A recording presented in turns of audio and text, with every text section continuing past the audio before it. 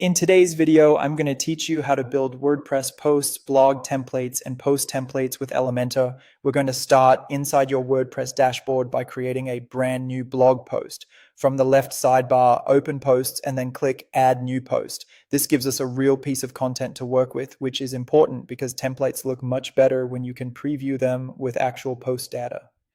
Once the editor opens, enter a catchy headline for your post and add several paragraphs of standard text. At this stage, the goal is not perfection. You just want enough content to see how your layout will behave with a title and body copy in place. This makes it easier later when you're designing your post template in Elementor and checking spacing, typography, and overall readability. Next, go over to the document settings panel on the right and set a featured image. The featured image usually plays a big role in blog design, especially if your template displays it at the top of the post or inside archive listings. Choosing one now helps you preview the full visual experience. After that, assign your post to a category and add a few tags, then click Publish. Categories and tags help organize your content, and they can also appear dynamically in your Elementor templates depending on how you build them. Publishing the post now ensures it's available when you apply your template site-wide. With the sample post ready, move to Templates and then Theme Builder from the WordPress sidebar. In Theme Builder, hover over Single Post and click the plus icon to create a new single post template. This is the layout that will control how individual blog posts appear across your site.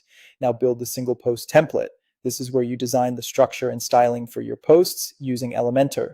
As you work, keep in mind that this template should be flexible enough to handle different post titles, text lengths, and images while still looking clean and consistent. When you're finished, click Publish in the bottom left corner. Elementor will then ask where this template should be used.